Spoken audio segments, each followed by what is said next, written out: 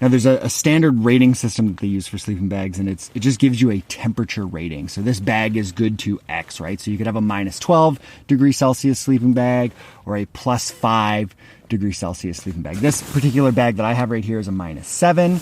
I have other bags that are minus 12. I've got another bag that's actually a plus 5, I believe. And to be honest with you, that rating system is a bit arbitrary. Everybody's different. Some people sleep really warm. Some people sleep really cold.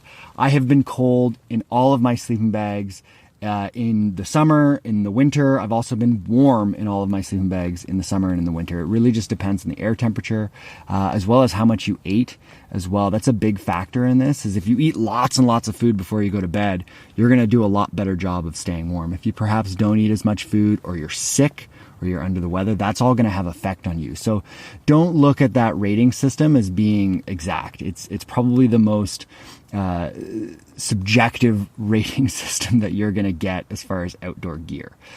What you can do is choose a sleeping bag that's going to work for you. So number one, choose something that's comfortable. Mummy bags are going to be better because there's a lot less airspace that you have to heat up in there.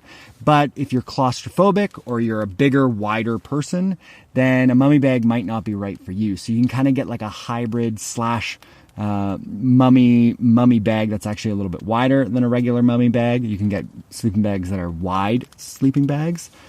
And then to kind of save money, you can get, a decent 3-season sleeping bag and then also invest in an overbag. So this bag right here is very, very thin.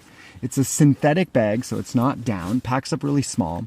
And you can use it in the summer when it's really hot out, or you can combine it with your standard down sleeping bag and actually get a winter bag out of it. So with these two sleeping bags, I actually kind of get 3 sleeping bags out of the deal. So it's a great option. So your standard kind of down sleeping bag, minus 7 to minus 12 type of rating, and then an over bag that's going to be great for warmer weather in the summer. But combine those two together and you're going to be able to go winter camping on some pretty cold nights and be relatively comfortable. If you haven't done so already, make sure you subscribe and like this video.